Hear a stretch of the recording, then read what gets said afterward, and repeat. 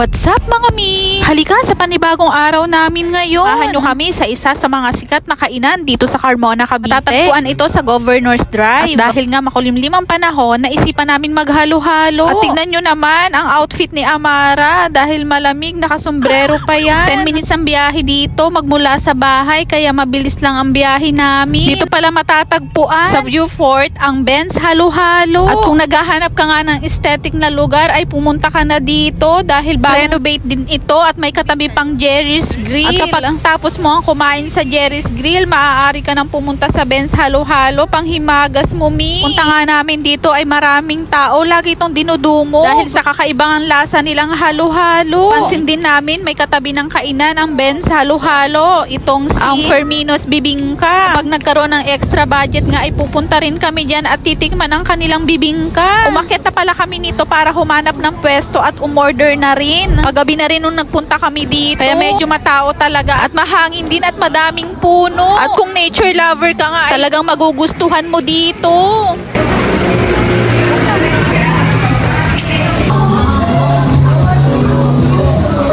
Upo na nga dito si Amara at si Daddy at sinama pa kasama din pala namin si Teddy Bear at pinaupo na nga ni Amara. Ito pala ang iba't ibang menu nila ng halo-halo. Ang flavor pala ng halo-halo nila ay spicy winter, regular na halo-halo, mais kunyelo, makapuno halo-halo, banana kunyelo. Meron din pala silang ibang menu dito. May pasta, may noodles, may pika-pika, may sandwich, may rice meals. At ang in-order naman namin ay regular halo-halo. Yun lang din naman ang binabalik-balikan din namin dito. At napansin din namin yun din kadalasang ino-order ng mga pumupunta dito. At dahil nga nag-aantay pa lang kami ng order, ay pinuntahan ko tong Fermino's Cafe para tignan ang kanilang mga menu. Since 1936 pa pala ito nag-start magbukas. Pero itong branch nila sa Carmona, Cavite ay bago lang din naman nag-open. Sabi nga ni Daddy ay may take-out na lang namin ang order namin at sa bahay na lang namin dahil mahamog na at kawawa naman si Amara. Gusto nga ni Amara ay doon na kumain. Sabi ko madilim na, doon na tayo sa bahay. Susunod na lamang tayo kumain dito kapag medyo maliwanag pa. Medyo pagod din si Daddy at nagluto pa yan ng pastil. Chicken pastil pala mga mi. Nagbebenta din kami for 180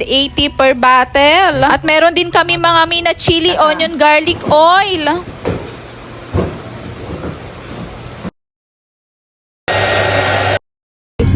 At ilang saglit nga ay nakarating na rin kami dito sa bahay.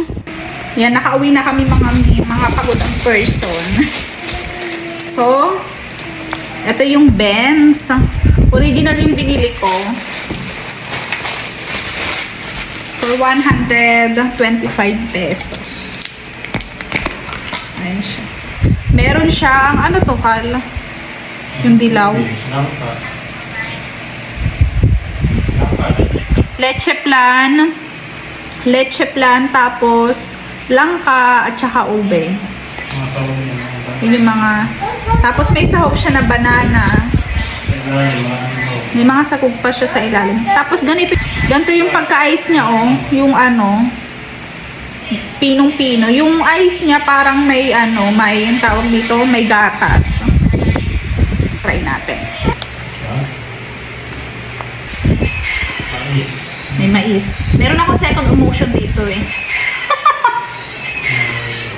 Kumakain din kasi siya mga mi. Ayan. Siya.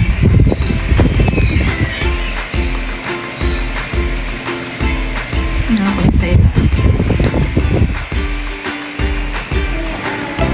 Halo-halo.